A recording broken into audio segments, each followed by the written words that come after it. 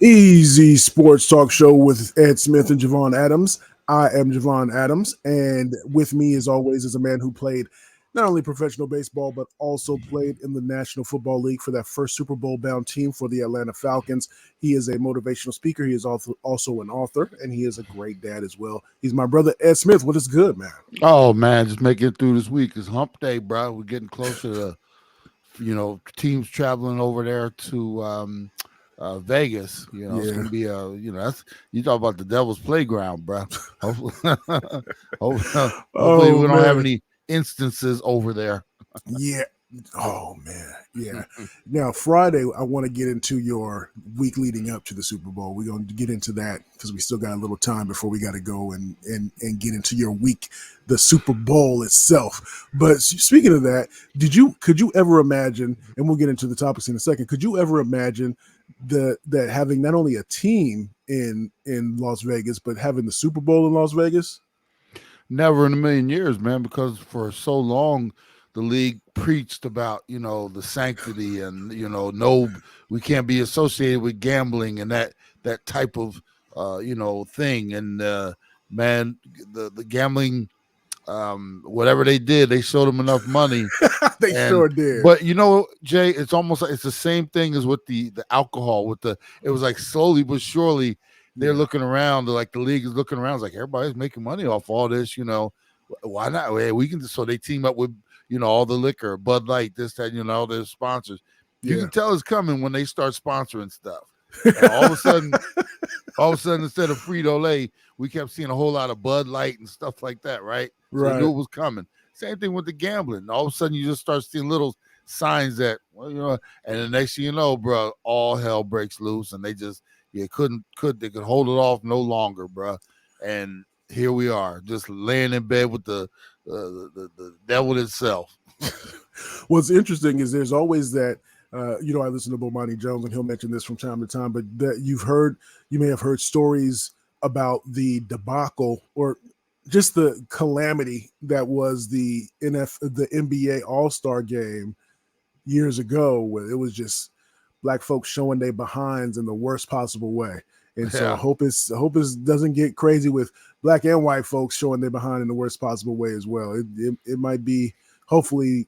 I was going to say hopefully things have gotten better, but we know that people are still as crazy as ever. Yeah, no, I mean, if you're talking about a place that doesn't need any help, you know, Vegas don't need no help, and here we are bringing all these thousands and thousands of people. Man, who knows how many people over into this, environment? It's gonna be crazy, man. So let's get into this a little bit. Let's start off right off the bat. So since we're talking about the Super Bowl a little bit, let's get into Dynasty. Are the Kansas City Chiefs a dynasty? When you think about dynasties in football, anyway, you think of maybe the Cowboys, maybe the Cowboys out of the '90s. You think of the Patriots, maybe their entire long run.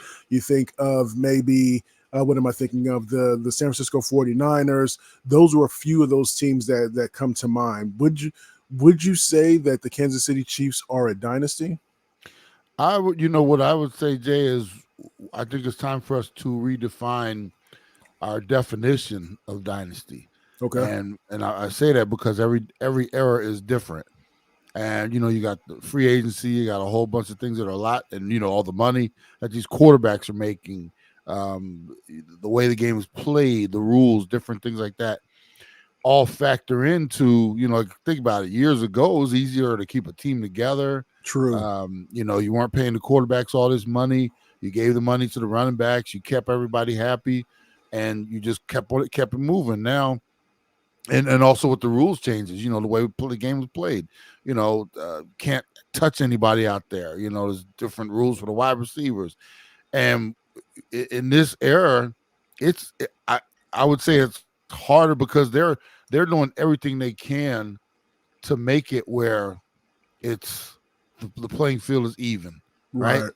So in an era when they're doing everything they possibly can to try to have parity, and you got a team that's been to 6 AFC championships in a row, been in Mm-hmm. 4 of the last 5 Super Bowls, have won 2 already, 2-1, if they win a third, regardless of how many in a row or anything like that, if they win a third Super Bowl in the last 5 years, I mean, we're seeing stuff. I mean, we saw how tough it was on New England. New England, they had one repeat in their run, and they won a 10-year span without a Super Bowl. This is a team, like I said, it's setting themselves up. That might be too early to call them a dynasty, but I'd be doggone if it's not dynasty light. I mean, maybe less calories, but this thing is moving in the right direction. And like I said, when you start putting up these type of numbers and appearances and stuff like that, man, this is a dynasty. And the thing is, I don't see an end to it anytime soon. I'm not saying they're going to be there every single year, but who's to say if they clip this one off and then they don't get there next year, but then you can count on, as long as Andy Reid is there, and we know Andy he's not probably going to be there for the next 15 years, but let's say he's there next 3 to 5, and they clip off another 1 or 2 or 3. We're getting into the area of not just dynasty, but we're gonna have to start ramping our talk up about Mahomes in his place in history already. So at 28, like I said, 6 AFC championships for the young man. He's getting ready to go to his 4th Super Bowl already. He wins this one at age 28 and starts, he's got 3 under his belt. Like I said, this is a dynasty because, like I said, we're not seeing this anywhere else. And like I said, because of the changing landscape of the game and how tough it is, I mean, these dudes are definitely showing out, man. Yeah, I would definitely agree that it's a dynasty. Even if they don't win even if they don't get back to another AFC championship game again, this has been a dynasty. But hopefully it does. The challenge, you mentioned how things were different, especially let's say in the 80s with the 49ers, for example, right? How the salary cap just devastated them because they would just pay everybody. That's the way it was. We can just keep everybody. It's not really a big deal. So the salary cap definitely changed the playing field. But here's something that I just wonder. We've seen in especially in basketball and football where maybe you have a good draft and you can survive off of that draft for a while until the players either start to break down or they maybe start to retire or whatever that is. It's going to be important for, if they want to continue to sustain and maintain this, that they're going to have to not just, we'll find somebody in the 6th or 7th round or the 5th round. That you got to make every draft pick count if you're trying to give the offensive weapons to Patrick Mahomes and continue to do whatever you can to keep this defense as stout as it's been this season. Yeah, and the other thing you look at, Jay, every year there's you got 14 teams that make the playoffs. I think something like there's 6 new names every season. So there's turnover. Yep. But there's one thing you can do every year. You mark, it's almost like in pen. You just put it at the top of, when you're filling out your bracket, the NCAA bracket, your team that you want to win it, right? You just stamp them all the way to from, blah, blah, blah. And then you go back and fill everything else in. At this point, this number of consecutive years, it's like you see the change all the time. You got these new teams in the playoffs, making it to there's one constant denominator every single year. It's these doggone Kansas City Chiefs. So, and as you mentioned, like with the salary cap and anything like that, somehow they figured it out where other teams can't. They able to pay Mahomes, and he took, I don't know necessarily a friendly deal, but he probably took a little less than he probably could have gotten. And they still maintain. Here's the other thing we forget. It was just a couple of years ago. Mm-hmm. They let Tyreek Hill go, and we were like, oh my God. Yeah. And boom, here they are. They won a chip and they're trying to get another one. And that's the sign of it right there. We saw the Patriots for years, every year they were flip-flopping dudes, and it's like, how could you let him go? And there they were again, that type of thing. So they're starting to show that sign of it. All we need is some of these mainstay pieces. Now we all know Kelsey's getting a little up there. It's be hard to replace him. But if they, a few years from now, he, whether it's next year or the year after, and he walks away from the game and they find another one or develop somebody in that position, that's when something's up. Yeah.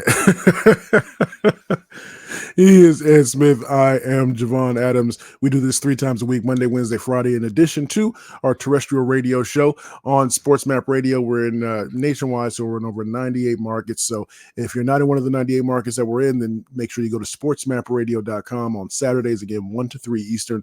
Click on the little play icon in the upper right corner, or you can download the app for your Android or mobile device. And then we also do believe in the Arizona Cardinals as well. You can find all that stuff on Easy Sports, the easysportstalk.com, easysportstalk.com. The website is right up there if you're looking at us on YouTube as well. And the YouTube is at the Easy Sports Talk Show. So, man, I always hear about people saying you can't turn these jobs down because it's one of what, 32 teams, 32.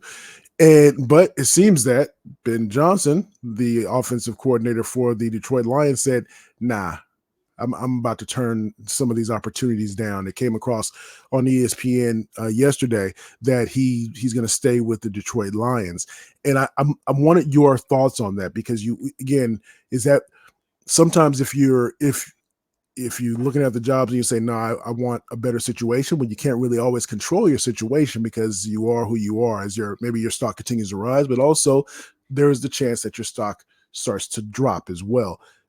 Maybe you feel that you're not ready to be a head coach if you're really looking at it and you're really honest with yourself, because taking a job, even when you know you're not ready and you hope that you can grow into it, that's probably the worst thing in the world. But it was just interesting to me that he decided to, no, I'll just stay here and continue to try to build on what we've done this season and try to continue to do that moving forward, and maybe see if he could throw his hat in the ring again next season. What were your thoughts when I sent that over to you? Well, I personally think it's a smart move. I mean, the man is 37 years old. As you mentioned, there's only 32 of the jobs, but why take a job just to take a job, in my opinion? If he's comfortable where he is, you got to remember, you got to factor in your family. You got to factor in, all types of different things, the roster you have, how comfortable the relationships you have there.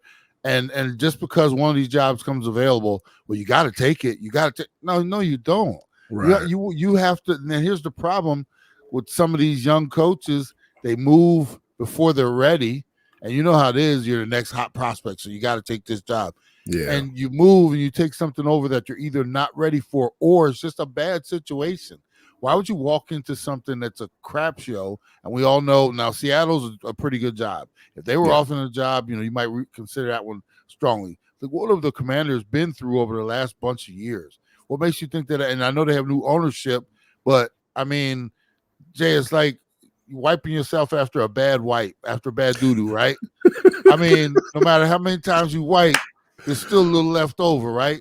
Oh, man. Until you take that good shower, bro.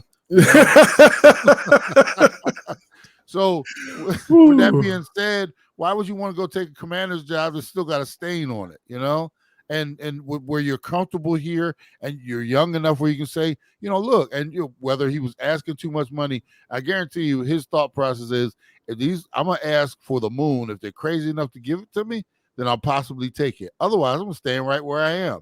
Right. And that could have been his strategy, because he definitely didn't feel like this was the right opportunity for me.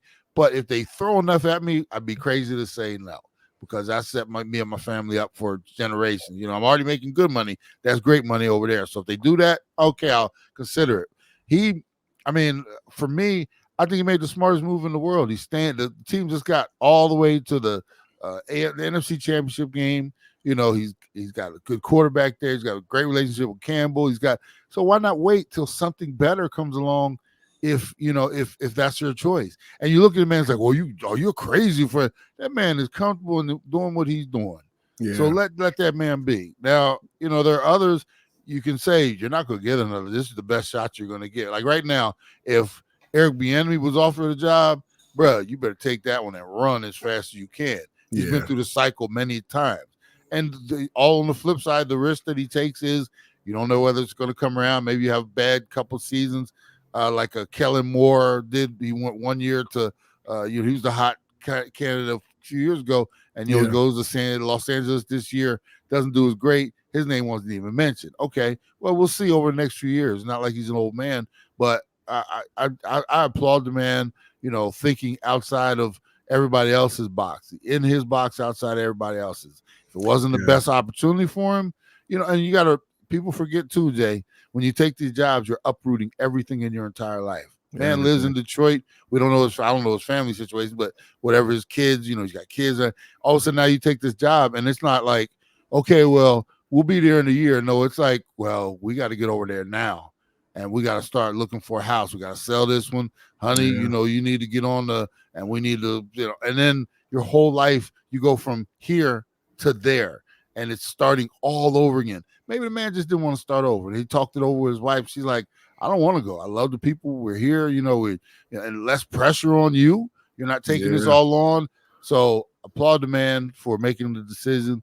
We'll see how it works out in the end. But, now I did see some reports there.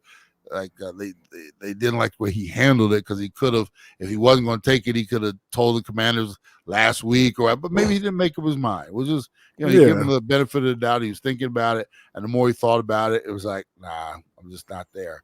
And that's, you are the man if you are the head coach. I know you were a position coach. Well, you coached tight ends on the JC, on the junior college level, right? Yeah. So if they had come to you while you were doing that and said, all right, hey Ed, we want you to be the head coach, even on the junior college level, that's a big undertaking, right? Yeah, I would have no idea how to start that, And the other thing, Jay, is when you take these positions, like to take it a step further, say I did take that position, I did it for a couple of years locally here, and then all of a sudden somebody comes to me like, hey, we like what you're doing. We'd like for you to come to Oklahoma, State or Oklahoma State College or whatever. And then, I'd have to consider, taking my family. Do I really want to do that? Get back out on the road?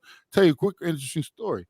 A few years ago, and this is before I met you, I had was thinking about getting back into baseball, and went and did some interviewing, and the Indians, it came down to me and one other guy for this hitting coach job with the Indians, and they were talking about, we'd start you out in A ball, and tell me would I probably go back to the Eastern League, or to the Eastern League, whatever it was, and they started.